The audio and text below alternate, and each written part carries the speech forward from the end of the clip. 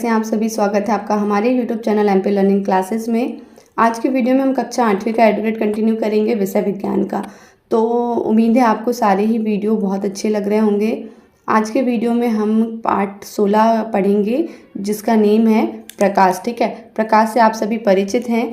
आप सभी जानते हैं जो एडुकेट अभ्यास पुस्तिका आप सभी को दी गई है उसमें पूरे ही चैप्टर वाइज आपके इम्पोर्टेंट क्वेश्चन दिए गए हैं। इन्हीं क्वेश्चंस को आपको अर्धवार्षिक परीक्षा और आपके वार्षिक परीक्षा में क्वेश्चन पूछे जाने हैं, तो इन क्वेश्चंस को बहुत अच्छे से तैयार करिएगा। हमने जो क्वेश्चंस के आंसर बनाए हैं वो बहुत ही सरल और सहज लैंग्वेज में बनाए हैं जिन्हें आपको याद करने में बिल्कुल भी परेशानी नहीं होगी। चलिए देखते हैं फटाफट से। पहला क्वेश्चन है आपका, परावर्तन के नियम लिखिए। ठीक है, तो देखते हैं।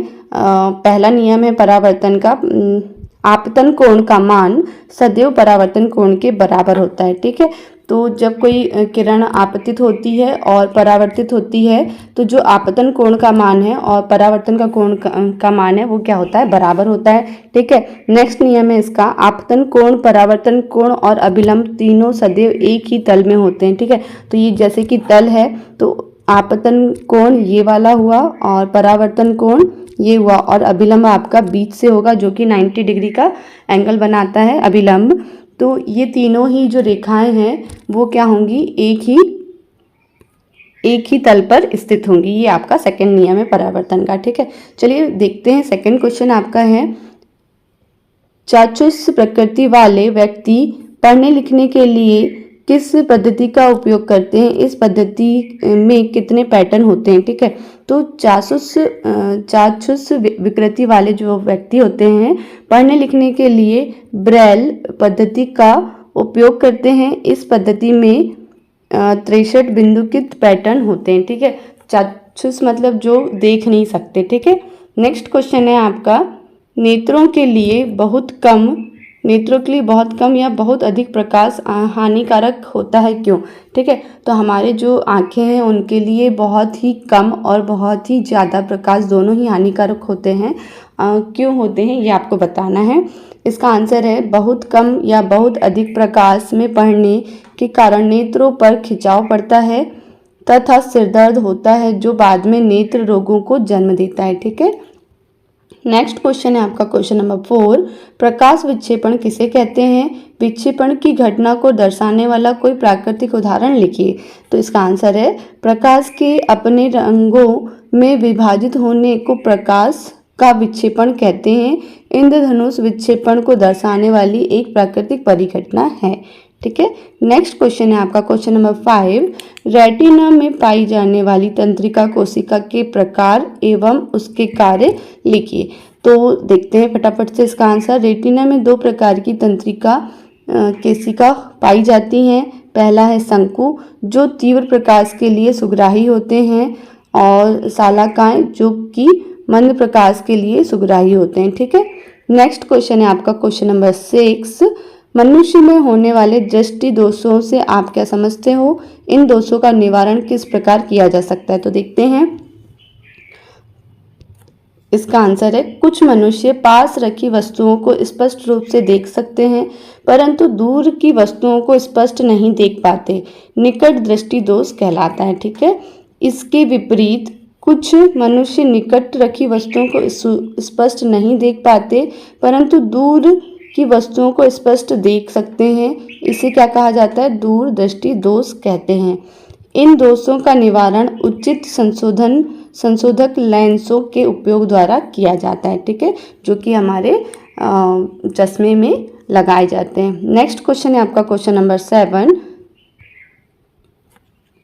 विसरित एवं नियमित परावर्तन में कोई 2 अंतर लिखिए। क्या विसरित परावर्तन में परावर्तन के नियमों का पालन होता है।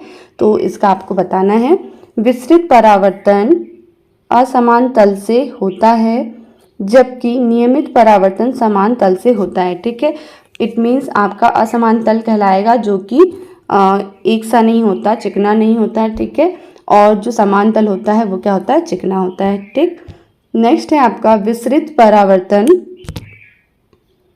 परावर्तन में आपतित किरण परावर्तित किरण का मान भिन्न भिन्न होता है जबकि नियमित परावर्तन में बराबर होता है आपतित किरण और परावर्तित किरण का मान, ठीक है, और कोण का मान भी। नेक्स्ट है, अतः इन दोनों में समान नियमों का पालन नहीं होता, ठीक है। नेक्स्ट क्वेश्चन हम देखते हैं, क्वेश्चन नंबर 8 है आपका, आपतित किरण, परावर्तित किरण तथा आपतन बिंदु पर अभिलंब एक ही तल में स्थित होते हैं, परावर्तन के इस नियम को दर्शाता हुआ एक किरण आरेख खींचिए। तो देखिए एक किरण आरेख हमने बनाया है, ये एक समतल तल है, ठीक है। इसमें आपतित किरण आपको दिखाई गई है, ये आपका आपतन बिंदु है, क्या है, आपतन बिंदु, ठीक है, आपतन बिंदु। ये आपका जो पॉइंट है जहाँ पर आपतित किरण, परावर्तित किरण और अभिलंब मिलते हैं, वहाँ वो बिंदु को क्या कहा जाता है, आपतन बिंदु, ठीक है। और जो अभिलंब है जो कि तल से 90 डिग्री का एंगल बनाता है और सीधा होता है, वो क्या कहलाता है, अभिलंब। और परावर्तित किरण जो कि आपतित होकर तल से टकराकर परावर्तित हो जाती है, वो किरण क्या कहलाएगी, परावर्तित किरण। तो ये इसका आरेख है। नेक्स्ट क्वेश्चन है क्वेश्चन नंबर 9, मानव नेत्र का नामांकित चित्र बनाइए तथा इनके विभिन्न भागों को के कार्य भी लिखिए, ठीक है। तो ये मानव नेत्र का नामांकित चित्र है जिसे आप अच्छे से देख सकते हैं। ये प्रकाशिक तंत्रिका है, ये पश्चिमाभ पेशी है और पारितात्रिका लेंस है, ये कर्णिका है, कार्निका, और ये रेटिना है, ठीक है। तो ये मानव नेत्र का नामांकित चित्र है, आप इसे देख सकते हैं, जो कि अंदर से आपको इस टाइप से दिखाई देगा और बाहर आपका नेत्र इस टाइप से आपको दिखाई देता है, ठीक है। चलिए देखते हैं इसके जो कार्य हैं। लेंस का कार्य है, लेंस प्रकाश किरणों को रेटिना पर भेजता है, ठीक है। पश्चिमाभ पेशी लेंस को अपने स्थान पर बनाए रखना, ठीक है, लेंस को अपने स्थान पर बनाए रखने का काम होता है। रेटिना वस्तु के चित्र को बनाता है, वह उसका संकेत भेजता है, ठीक है, हमारे माइंड को। तंत्रिका कोशिका, इसका कार्य है रेटिना पर बने व उससे प्राप्त संकेतों को मस्तिष्क तक भेजता है, ठीक है। नेक्स्ट है आपका क्वेश्चन नंबर 10, कैलाइडोस्कोप निर्माण के विभिन्न बिंदु लिखिए। तो इसका देखते हैं। कैलाइडोस्कोप बनाने के लिए दर्पण की लगभग 15 सेंटीमीटर लंबी, 4 सेंटीमीटर चौड़ी 3 आयताकार पट्टियां लेकर प्रिज्म की आकृति में जोड़ें, फिर गत्ते से बनी बेलनाकार आकृति में लगाएं। ट्यूब के एक सिरे को बिंदु युक्त डिस्क से बंद करें। ट्यूब के दूसरे सिरे पर वृत्ताकार प्लेट लगाएं। इस ट्यूब में कांच की चूड़ियों के टुकड़े रखें, फिर इस सिरे को बंद करें। इस प्रकार कैलाइडोस्कोप तैयार कर सकते हैं, ठीक है। तो आप कैलाइडोस्कोप घर पर ही आप आसानी से तैयार कर सकते हैं। चलिए कैलाइडोस्कोप के उपयोग लिखिए। तो देखते हैं इसका आंसर। कैलाइडोस्कोप का उपयोग नए नए पैटर्न की कल्पना करने के लिए किया जाता है। कैलाइडोस्कोप की एक रोचक विशेषता यह है कि आप कभी भी एक पैटर्न दोबारा नहीं देख पाएंगे। प्रायः दीवारों वाले कागजों तथा वस्त्रों की डिज़ाइन बनाने वाले तथा कलाकार कैलाइडोस्कोप का उपयोग नए नए पैटर्न की कल्पना करने के लिए करते हैं, ठीक है। तो कैलाइडोस्कोप का चित्र बनाइए। तो ये आपको कैलाइडोस्कोप का चित्र दिया गया है, ठीक है। तो आप इसे देख सकते हैं। वीडियो आपको कैसा लगा प्लीज़ कमेंट बॉक्स में बताइए और वीडियो को लाइक करना ना भूलें, चैनल को सब्सक्राइब करना ना भूलें। मिलते हैं नेक्स्ट वीडियो में। Thanks for watching.